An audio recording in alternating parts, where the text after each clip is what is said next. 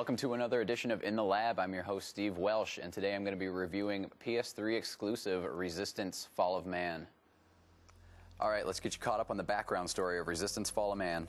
Changes in historical events lead to a prosperous European alliance and worldwide peace after the end of World War I. The Great Depression is prevented, the rise of Nazi Germany never happens, and World War II is non-existent.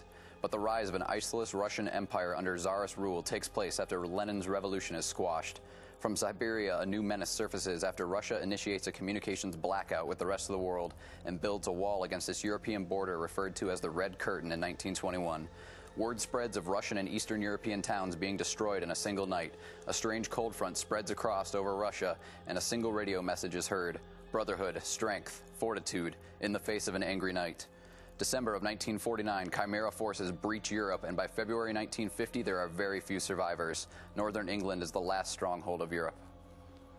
In Resistance: Fall of Man, you play as Sergeant Nathan Hale, a United States Army Ranger who him and his platoon are dropped off into York, England, one of the last strongholds of Europe. The Chimera have pushed all the way through Europe into England, where you're supposed to meet Captain Rachel Parker, and she's going to update you on all the information you need to defeat the Chimera. But of course, she is cut off from your landing spot. You land without any information whatsoever and are forced to face a threat that you have yet to see.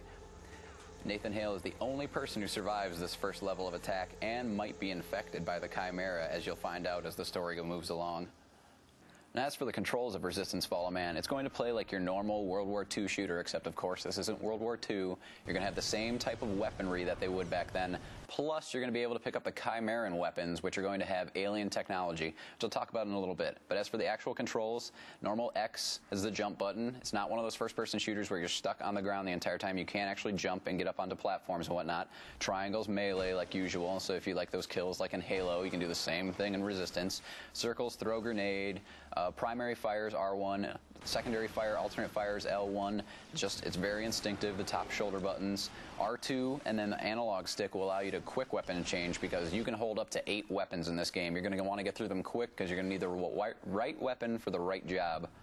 Alright, where Resistance: Fall of Man is going to make a difference between other first-person shooters is the weaponry. This game is made by Insomniac Games. Everybody knows their head man, Ted Price. They're the ones that created all the games from the Ratchet & Clank series, so they're known for their weapons in video games being unique, having strange and weird powers. This game's no different. For example, a Chimeran's main weapon, once you pick one up, the secondary fire on it is a tag. The front of your gun will light up red to let you know that your enemy has been tagged. You can go hide around a corner, go back to using your primary fire. The bullets will fly around the corner no matter what direction you're pointing in, and find your enemy until he's dead. And there's other nice weapons throughout the game.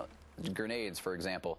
Grenades, you'll have your normal like firebomb grenades, your normal fragment grenades. But there's also Chimeran grenades too that you can pick up along the way. A hedgehog grenade, it will throw it out, it will hit the ground, and then the spikes will come out. Realize something's going to happen. It floats up in the air and spikes shoot out in a 360-degree direction.